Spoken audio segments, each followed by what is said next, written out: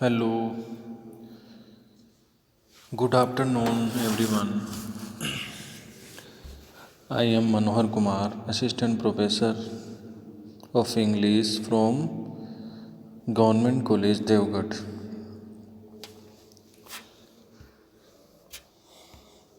As you know, last few days we have been studying the poem Elegy written in a country churchyard composed by Thomas Gray, and we have discussed from first to 19th stanza of this poem, and in the previous stanzas we discussed that the poet uh, describes the innocent and peaceful lives of poor forefathers, and the poet compares the lives of liveried poor forefathers to that of the lives of rich and aristocratic people. Again, here the poet describes the tombstones and on the graves of liveried poor forefathers to that of the graves of rich and aristocratic people. So here in this stanza, yet even these bones from insult to protect, some frail memorial still erected nigh, with uncouth rhymes and shapeless sculpture decked, implores the passing tribute of a sigh. So, in this stanza, the poet says, yet even these bonds means framework, from insult to protect, some frail, weak memorial still erected nigh. Yet, some sort of humble memorial does exist even for them, for uh, liveried forefathers from the disgrace of forgetfulness. So,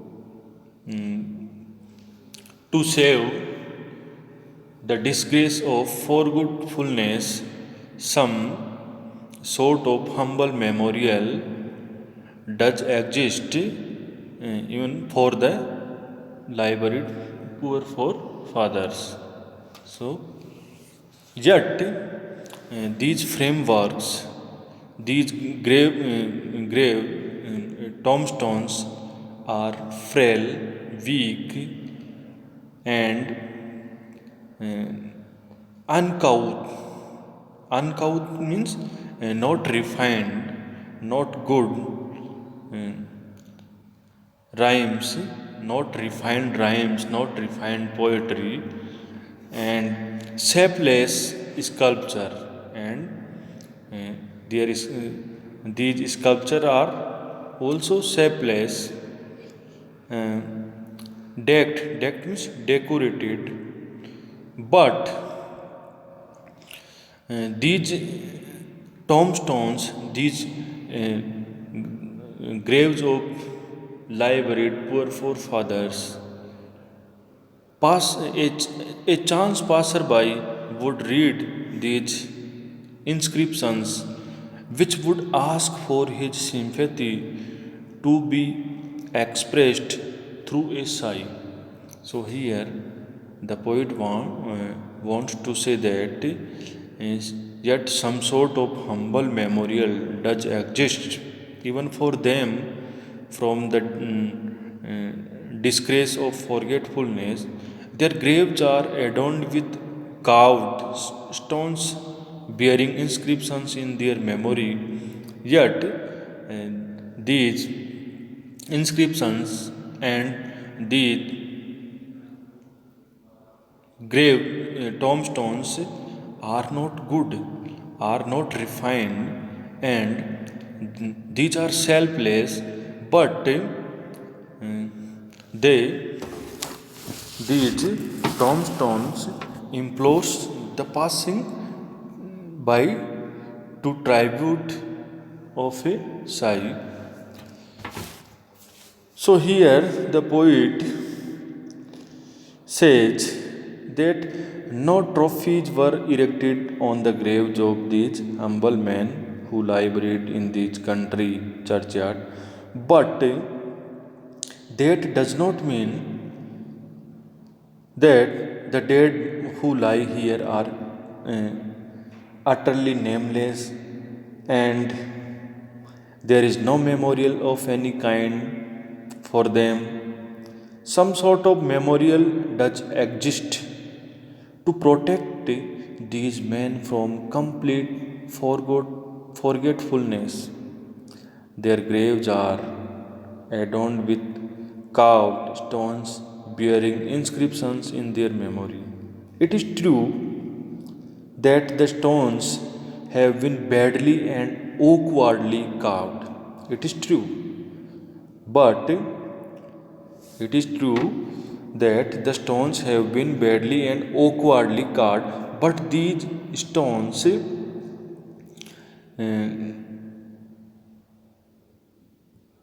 but these stones protect these men from complete forgetfulness. It is true, these stones are badly carved and awkwardly carved, but these stones protect these poor forefathers from complete forgetfulness. So it is true that the stones have been badly and awkwardly carved and the inscriptions are phrased in unsatisfactory verses. But these carvings and inscriptions do serve some purpose. But these carvings and inscriptions do serve some purpose. A chance passerby might read these inscriptions. A chance passerby might read these inscriptions and might pay his homage to the dead with a sigh of regret and might pay his homage to the dead with a sigh of regret after reading the inscription uh, carving on the grave of lie buried poor forefathers. So, these tombstone, these carving protect these men from complete forgetfulness. In other words, the carvings and inscriptions on the gravestones might excite the sympathy of some passer-by. So, it was your stanza. And now the next stanza of this poem, their name, their ears split by the unlettered muse, the place of fame and the elegy supply, and many a holy text around strews that teach the rustic moralist to die. Again, in this stanza, the poet again describes the bad conditions of tombstones and gravestones of lie buried poor forefathers.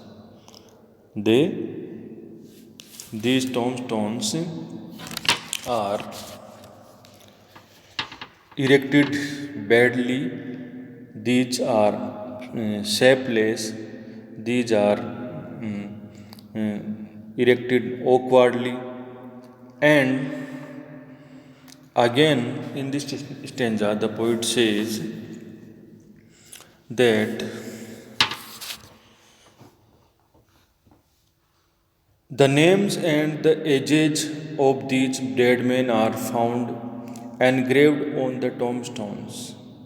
The names and the ages of these dead men are found engraved on the tombstones. The engravings and the carving are the work of illiterate persons. The engraving are the work of uneducated persons who must have misspelled certain words and must have deformed certain letters. Must have deformed some letters. And the names and the ages of these dead men have been engraved on their tombstones by some illiterate, uneducated writer who has misspelled many words. These engravings serve to commemorate the dead men and may be regarded as a substitute for poetic lamentations on their death. Unlettered means uneducated writer of homely verses. The place of fame and the elegy supply. So here the engravings and the carving are the work of illiterate persons who must have misspelled certain words and must have deformed some certain letter. However, these inscriptions serve the purpose of a certain publicity for these unknown men, and they may also be regarded as a substitute for poetic lamentations on their death.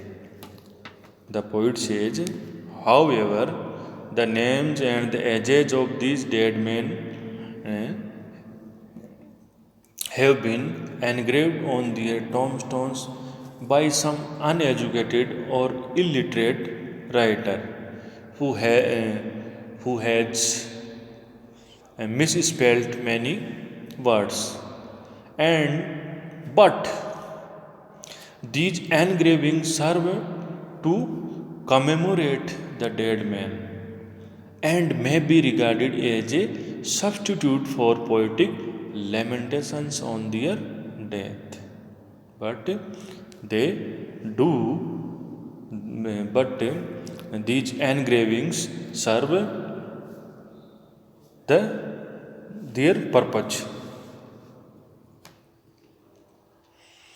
And many a holy text around sees true. Holy text means quotations from the Bible. See truths means scatters that teach the rustic moralist to die. Many scriptural texts have also been engraved on the tombstones, which teach the vanity of human life.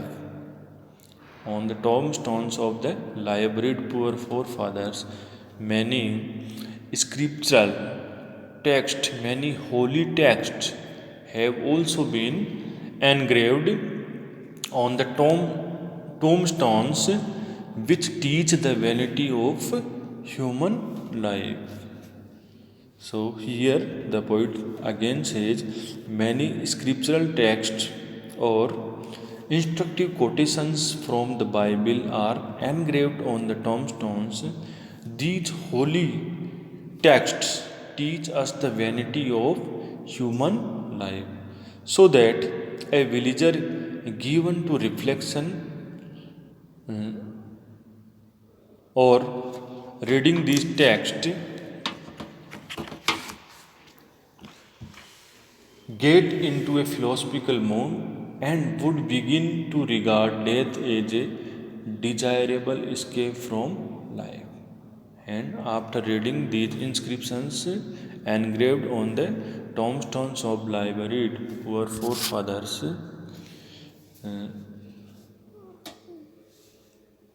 the villagers would begin to regard death as a desirable escape from life. These texts would induce in a thoughtful villager a desire to die. A desire to die. Teach the rustic. Rustic means villager, moralist to die. The villager, after reading the inscriptions engraved on the tombstones, the villager or the common man, the common people, the rustic people uh,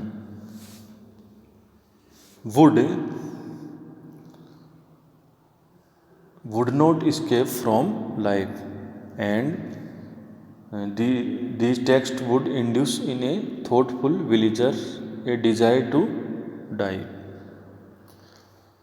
So here the poet wants to say in two stanzas that the inscriptions and the engravings on the tombstones of poor forefathers are not good, shapeless, and uh,